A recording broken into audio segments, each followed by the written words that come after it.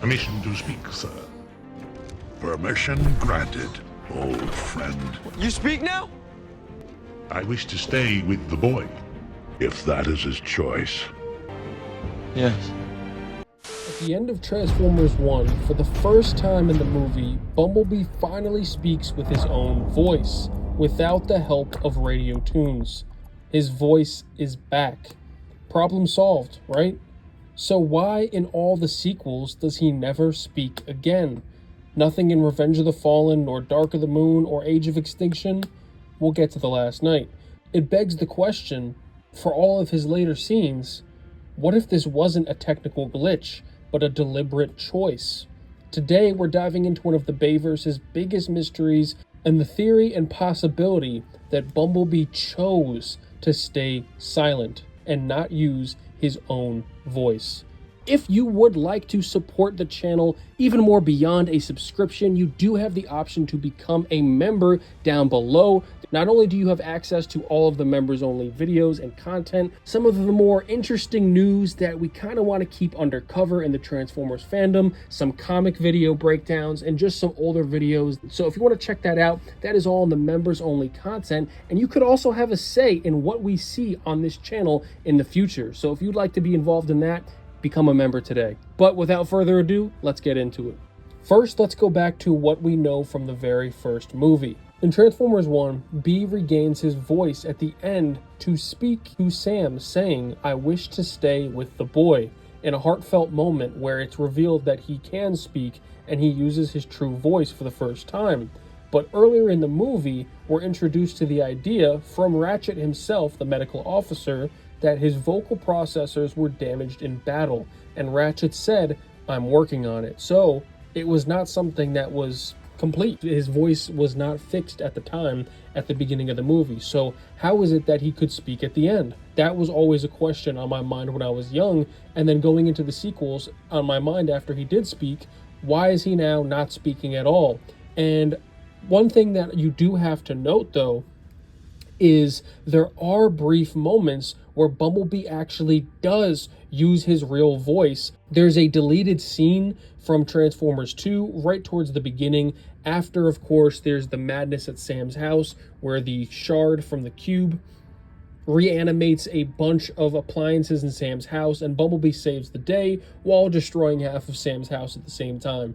And while he's in the garage and Sam is pretty much talking to him about how he doesn't think B should come with him to college because he needs to step away from this crazy life, there's actually a deleted scene where Bumblebee says to Sam, "What is your purpose?" And it's a pretty cool scene that then leads into the moment where B is like, there's the joke of him crying and him being upset of not going with Sam to college. But when he says, "What is your purpose, Sam?"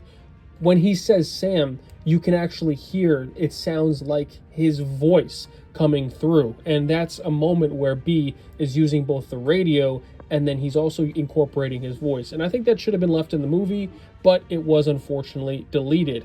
And then there is when he says in The Last Night, there's nothing in Dark of the Moon. Please let me know in the comments if there is, but I'm pretty sure there's not. But then we get to Dark of the Moon, or excuse me, Age of Extinction, a very iconic scene in Age of Extinction where Galvatron first engages the Autobots, where he transforms on the highway, ripping apart civilian cars, and then he fights, or he's pursuing Optimus, but Bumblebee transforms and he flips and he hooks his legs on the bridge going over the road, and he goes underneath to shoot from upside down at Galvatron. And Galvatron, with the Transformium, he transforms into those cube particles and pretty much flies through the air past Bumblebee, transforming and re-emerging into his vehicle form. And Bumblebee literally goes... And that right there is the little moment of B's own voice shining through. And again, you're going to start noticing a similar theme. His voice does sound very granulated, sounds very strained. It doesn't sound natural really when it's coming out. And I think that there's something to that. So now we have to figure out what is this discrepancy? Why does he use the radio 95% of the time? But again, it seems like he can use his voice when he wants to. And we have the smoking bullet when he full on, his voice is what saves the plot of Transformers The Last Knight. When Optimus, or Nemesis Prime, I should say, is kicking the hell out of him, it's Bumblebee in the final moments before Nemesis takes his head off. He says, I am Bumblebee, your oldest friend. Optimus, I would lay down my life for you. And that is able to snap Nemesis Prime out of his head coma, manipulation, whatever quintessa the spell she had on him. And in that moment, that is honestly the clearest we hear of Bumblebee's voice, and it's the closest to it being healed we ever do here. And it's almost the weirdest period in that movie, because they make a point showing it very visible that this has been something that Kay Yeager has been working on to try to help Bumblebee, try to help him get his voice back, give him a new voice box, give him a new whatever the pieces were that he got from Day Trader, and it turns out being the stupid Siri voice, and it's kind of like a gag joke early in the movie. And again, it's very confusing because we hear Bumblebee talk in other parts of the movies. Why is it now that he's looking for a voice box again? And I think there's a few things that go into this. First off, it's important to state, though, that Bay and the writers never give us a solid reason in canon, so we kind of have to do our own estimations for this. Tie-in comics and toy bios vaguely say that his voice box is still healing, like what Ratchet says in the first movie, but healing for 4 more movies? Really? It doesn't add up. One theory states that maybe Bumblebee is choosing to stay silent, and it's not that he can't talk, it's that he doesn't want to. And adding credibility to this point is the fact that we do see him talk multiple times, and it's only like when he really wants to express something, or something slips out, or it's a life or death situation. Those are the only times we see it.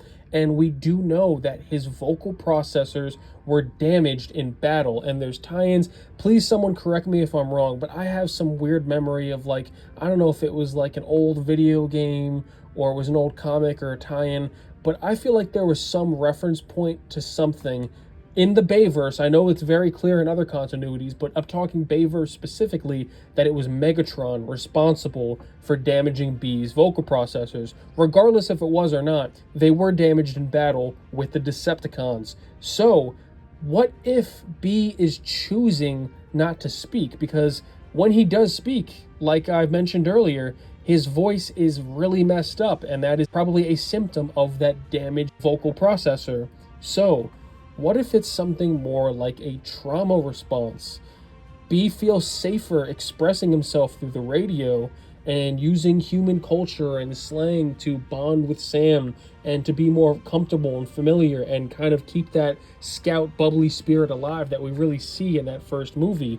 But he could talk with his original voice, but every time he does, he has to hear the way he now sounds after what he's been through, and that trauma could take him back to the moment when his voice was forever damaged in that battle, potentially with Megatron. And I think that that's a really deep thing that they could have almost alluded more to, and it's honestly almost probable with the fact that, again, we see him talk multiple times, and it's almost like maybe he doesn't want to. Maybe this is something where it's a sensitive subject for Bee, and he's only going to talk if he has to, or he is in an emotional moment, like at the end of the first movie, where he's unsure of where the Transformers are going to go now, where it seems like they have finally reached a point of peace where they can move forward. Maybe the Autobots are going to leave Earth. Who knows if they'll stay or they'll go. Bumblebee felt necessary to step forward and say in that moment, I wish to stay with the boy.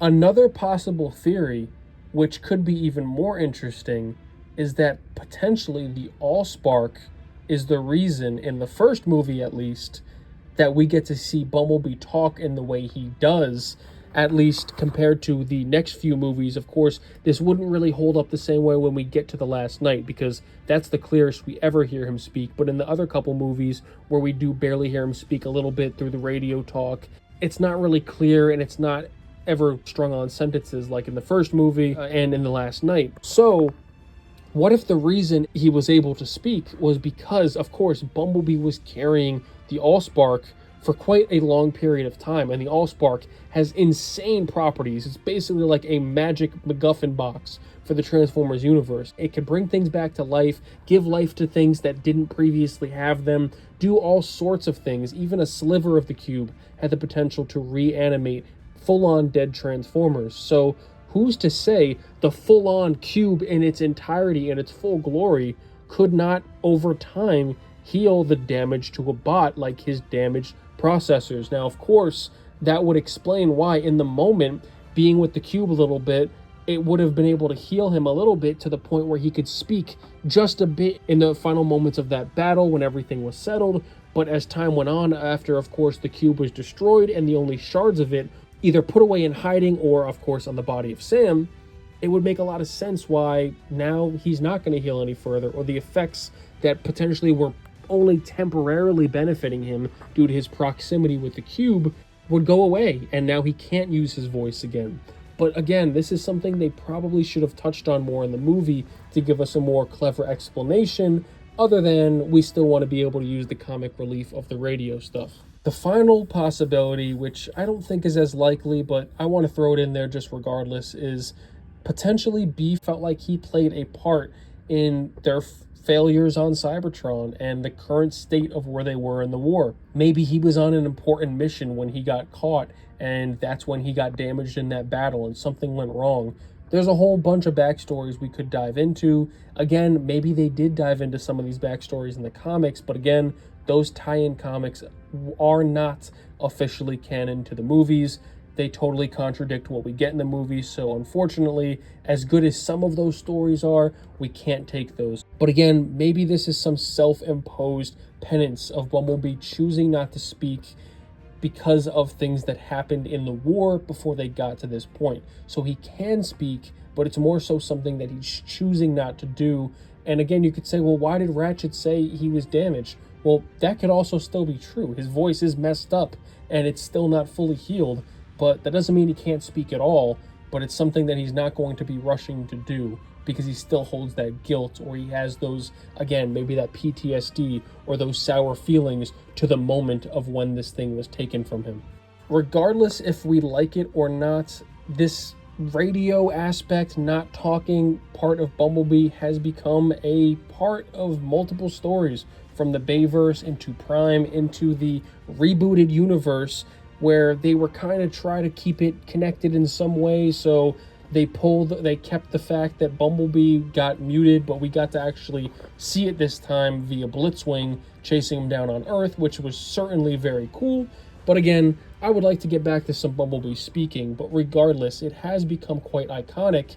And in the Bayverse, I actually think it really helped make him more human-like. And as odd as that may seem to say, it made him more relatable and helped him as this misunderstood character who was almost obviously Sam is thrust into this world is so crazy and he doesn't understand. But then there's this Transformer who's kind of the odd one out among his own people because he can't even communicate in the same way as them. And he's kind of the small scout, the goofy, electric, kind of eccentric guy who's got a little bit of the bubbly personality and is a little bit fun. So it's kind of helped make him more of like a Wally or like an R2-D2, only communicating in beeps and whistles. The silence becomes part of the character, and you're able to still, because even when Bumblebee's not using his radio to speak, a lot of the noises he makes, you're still able to get a lot of emotion out of him even when he's not speaking or using that radio, especially in like the sad or somber or thoughtful moments across the first few movies. And it really results in a lot of great scenes between Bee and Sam. And again, it deepens the relationship between them. But overall, this was just something that was always on my mind, and we'll probably never get a definitive answer for it. But let me know what you guys think. My personal opinion, I actually think it's more than likely the first one, where Bumblebee's voice was in fact damaged, but he could have spoken all along, but there was a deal of PTSD and mental baggage that had to do with that moment and how that all came to be, that pretty much led to getting what we got of him using the radio most of the time. And the times we did see him speak were either really emotional outburst moments like Surprise in the middle movie, or at the end where it's emotional life or death, and he's trying to reach out to his friend, or at the first movie, expressing emotion, wanting to stay with his new friend, tying it all back up. But let me know what you guys think down below. Was it trauma, rebellion, something deeper? Let me know in the comments down below. Likes, dislikes, anything is appreciated. I will be checking them all out. And until next time, peace.